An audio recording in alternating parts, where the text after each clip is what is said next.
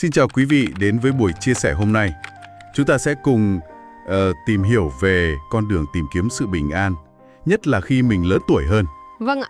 Và nguồn tham khảo chính là bài giảng của thầy Thích Pháp Hòa, có cái tiêu đề khá là ấn tượng đấy. 60 tuổi mà còn không bỏ được 5 điều này, rất khó có bình an khi về già. Dạ, cái chủ đề về gánh nặng và buông bỏ này thực sự rất là cần thiết trong cuộc sống hiện đại. Đúng vậy. Vậy thì gánh ở đây cụ thể là gì và làm sao để nhận diện nó? Vâng, cuộc sống thì ai cũng có những cái gánh, đó là trách nhiệm này, lo toan này, rồi cả những cái mình gọi là dính mắc chất trước nữa. Thì hôm nay mình sẽ thử làm rõ xem bản chất mấy cái gánh đó là gì và quan trọng là làm sao để quản lý chúng nhẹ nhàng hơn theo lời thầy dạy. Hãy bắt đầu từ cái gốc nhất đi ạ. Hình như thầy nói là ngay khi sinh ra mình đã có một cái gánh rồi. Dạ đúng rồi, chính là cái thân thể vật lý này. Trong Phật Pháp gọi là ngũ uẩn. Ngũ uẩn, vâng, sắc, thọ, tưởng, hành thức. Vâng, đó là cái gánh căn bản nhất. Rồi thì sao nữa ạ? Rồi thì trên đường đời mình lại tự kiểu như là chất thêm gánh. Nào là cái tên trên giấy khai sinh này. Vâng, cái tên cũng là một cái gánh đấy. Rồi gia đình, tài sản, các mối quan hệ, mình cứ gồng gánh thêm. Mà cái vấn đề lớn hơn nữa theo thầy phân tích không chỉ là có những cái gánh đó, mà là cái cách mình dính mắc vào chúng, cái sự chấp trước ạ. Dính mắc tức là sao ạ? Tức là mình đồng hóa mình với những thứ đó. Mình nghĩ tôi là cái tên này, tôi là địa vị kia, tôi là cái nhà này. Coi nó là một phần không thể tách rời của mình. Đúng rồi, rồi mình bám chặt vào, sợ mất mát, sợ thay đổi. Chính cái sự bám víu đó nó làm mình thêm khổ, thêm nặng nề. Tức là sự tỉnh thức. Vâng, là sự tỉnh thức, sự nhận biết rõ ràng những gì đang diễn ra, ngay bây giờ và ở đây. Sống với hiện tại. Đúng vậy. Thay vì cứ lo cho ngày mai chưa tới hay là tiếc nuối hôm qua đã qua, chánh niệm giúp mình sống trọn vẹn với ngày nay. Thầy có đưa ra ví dụ nào dễ hiểu không ạ? Có đấy ạ. Thầy ví dụ chuyện ăn ớt, rất hay. Ăn ớt?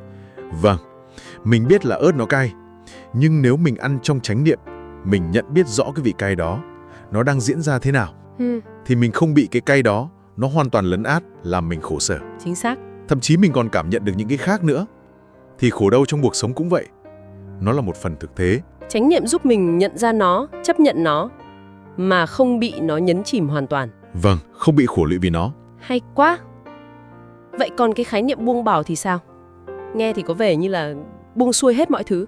Đó là cách hiểu dễ bị nhầm lẫn lắm ạ. Vâng. Buông ở đây không phải là tiêu cực, không phải là trốn tránh trách nhiệm đâu, mà là sự nhận diện. Nhận diện rõ bản chất của sự vật sự việc. Và quan trọng là không để tâm mình nó dính chặt vào đó nữa.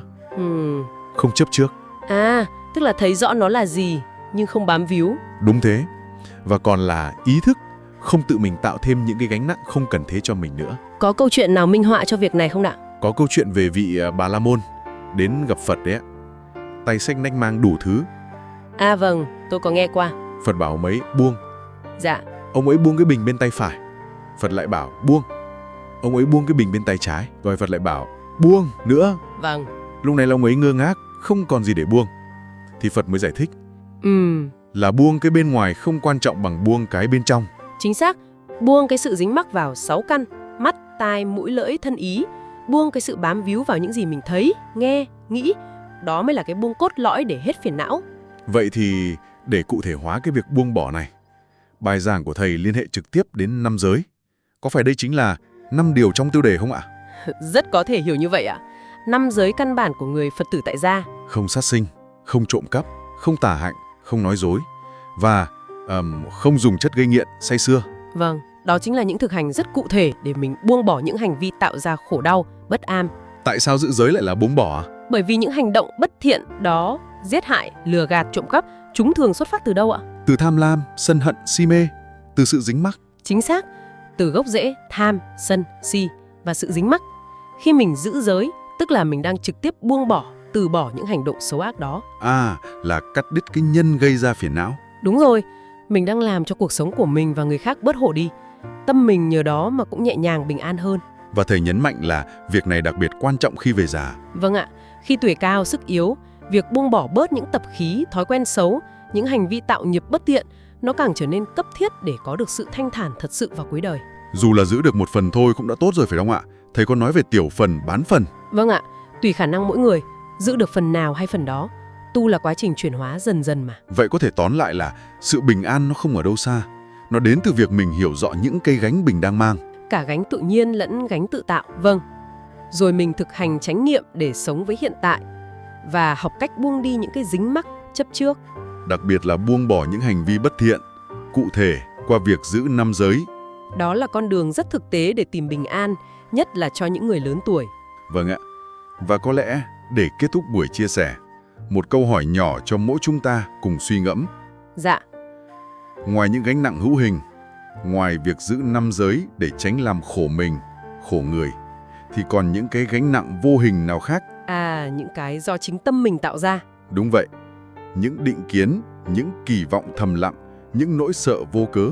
Mà có thể mình chưa nhận ra. Liệu mình có thể bắt đầu nhận diện và nới lòng chúng ngay từ hôm nay không?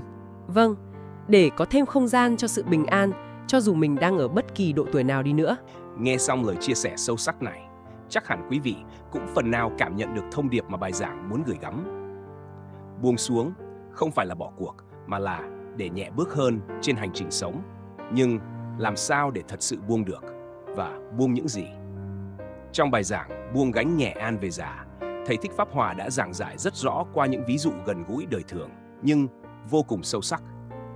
Ngay sau đây, xin mời quý vị cùng tôi đi vào 10 câu hỏi Phật tử hay thắc mắc và phần phân tích chi tiết để hiểu rõ hơn ý nghĩa mà Thầy muốn truyền đạt. 1. Gánh đầu tiên mà con người phải mang khi sinh ra là gì? Khi một đứa trẻ cất tiếng khóc chào đời, nó chưa biết nói, chưa biết nghĩ, chưa hiểu gì về cuộc đời. Nhưng ngay khoảnh khắc ấy, nó đã mang theo một gánh nặng đầu tiên rồi. Thầy Thích Pháp Hòa gọi đó là gánh thân.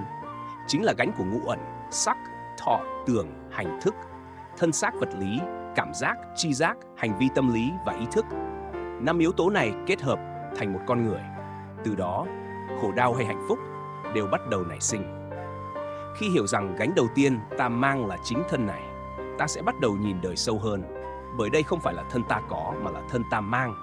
Và nếu không khéo, chính nó sẽ kéo theo bao hệ lụy. 2. Gánh thứ hai mà con người bắt đầu mang trong cuộc sống là gì? Sau khi sinh ra, chúng ta không chỉ mang gánh thân, mà bắt đầu tự tạo ra một gánh mới cho chính mình. Đó là gánh của danh tính, gánh của tuổi tác, văn hóa, phong tục và rồi thêm vào gia đình, công việc, sự nghiệp. Ta lớn lên trong sự dạy bảo, so sánh, kỳ vọng. Ta mang một cái tên và phải sống đúng với cái tên ấy. Ta mang cái tuổi và phải sống đúng với tuổi ấy. Và cứ như vậy, mỗi ngày, gánh đời càng chồng chất. Thầy nhắc, chúng ta không chỉ bị gánh nặng áp lên vai, mà chính mình cũng góp tay chất thêm nó. 3. Chánh niệm là gì? Chánh niệm không phải điều gì xa vời, nó đơn giản là trở về sống trọn với giây phút hiện tại. Khi rửa chén, biết mình đang rửa chén. Khi bước đi, biết mình đang bước đi. Không để tâm trôi dạt về quá khứ, cũng không lo lắng cho tương lai. Sống chánh niệm là sống có mặt, là sống có ý thức. Từng hơi thở, từng hành động. 4. Ngày mai là gì? Có một câu thầy nói rất nhẹ, nhưng sâu. Ngày mai chỉ là một tên gọi. Cái thật sự ta đang sống là ngày hôm nay. Chúng ta thường lo nghĩ cho tương lai, chạy theo kế hoạch, ước mơ, hy vọng. Nhưng quên rằng ngày mai không có thật nếu hôm nay ta không sống trọn. Giống như người mê mải đợi mùa xuân, nhưng không hề cảm nhận cơn gió mát vừa lướt ngang qua má mình. 5. Túy sinh mộng tử nghĩa là gì? Vua Trần Thái Tông cũng là một vị thiền sư từng nói túy sinh mộng tử, sống như người say, chết như người nằm mộng. Nếu sống mà không tỉnh thức, không biết mình đang sống vì điều gì, thì cả đời chỉ là một giấc mộng hư vô. Thầy nhắc lại câu này như một lời cảnh tỉnh. Tỉnh dậy đi, đừng để đời mình trôi qua trong mê mờ. Sao Đức Phật dạy điều căn bản nhất để có bình an là gì? Khi gặp một vị Bà La Môn hỏi làm sao để bình an giữa dòng đời đầy dính mắc, Đức Phật chỉ nói một chữ: buông. Buông không phải là trốn tránh, cũng không phải là buông xuôi, mặc kệ, mà là buông xả những dính mắc vào mắt, tai, mũi, lưỡi, thân và ý. Buông những bám víu vào sắc, thanh, hương, vị, xúc, pháp. Khi buông, tâm nhẹ, khi nhẹ, tâm an. Bình an không ở đâu xa, nó có mặt khi ta biết buông. 7. 6 căn, 6 trần, 6 thức là gì? 6 căn là mắt, tai, mũi, lưỡi, thân, ý. 6 trần là sắc, thanh, hương, vị, xúc, pháp. 6 thức là những phân biệt nhận biết khi 6 căn tiếp xúc 6 trần. Thấy đẹp, nghe hay, ngửi thơm, nếm ngon, cảm xúc dâng trào, tất cả khởi từ đó. Nếu không có chánh niệm, chúng ta sẽ bị chúng dẫn dắt, điều khiển và cuốn trôi. 8. Mục đích thật sự của tu tập là gì? Tu không phải để cầu phước, không phải để đạt được điều gì bên ngoài, mà là để tịnh hóa nội tâm. Niệm Phật, trì chú, ngồi thiền đều là phương tiện để tâm trở về với sự an tĩnh. Tu là để buông vọng tưởng, là để thấy rõ thực tại, để biết yêu thương, biết cảm thông và sống nhẹ nhàng với chính mình. 9 buông nghĩa là gì? Buông không phải là bỏ mặc, không phải là sống tiêu cực, buông trôi. Buông là hành động của tỉnh thức, là biết rõ điều gì đang níu giữ mình và đủ can đảm để đặt nó xuống. Buông là biết đủ, biết ngưng, biết chọn cái nhẹ nhàng thay vì ôm giữ điều nặng nề. Buông để có chỗ trống mà đón bình an. 10. 3 loại giác là gì? Bồn giác là sự giác ngộ vốn có trong mỗi người, là ánh sáng, nơi tự tâm. Thủy giác là khi ta bắt đầu tỉnh thức, biết mình đang mê và muốn quay về.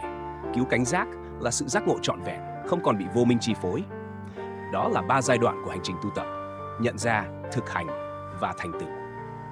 Thưa quý vị, trong cuộc sống hối hả ngày nay, chúng ta mang quá nhiều gánh, từ thể xác đến tinh thần, từ trách nhiệm đến cảm xúc. Nhưng đôi khi, chính việc dừng lại, nhìn sâu và buông bớt mới là con đường đưa ta đến an lạc thật sự. Qua những lời giảng bình dị của thầy Pháp Hòa, ta không chỉ học cách buông, mà còn học cách sống sâu sắc từng khoảnh khắc, để rồi khi về già hay bất cứ lúc nào trong đời, ta cũng có thể an yên mà mỉm cười. Cảm ơn quý vị đã theo dõi đến cuối video. Nếu thấy nội dung này hữu ích, xin hãy chia sẻ đến những người thân yêu, biết đâu một lời, một câu lại giúp ai đó vơi đi gánh nặng trong lòng. Hẹn gặp lại quý vị trong những video tiếp theo.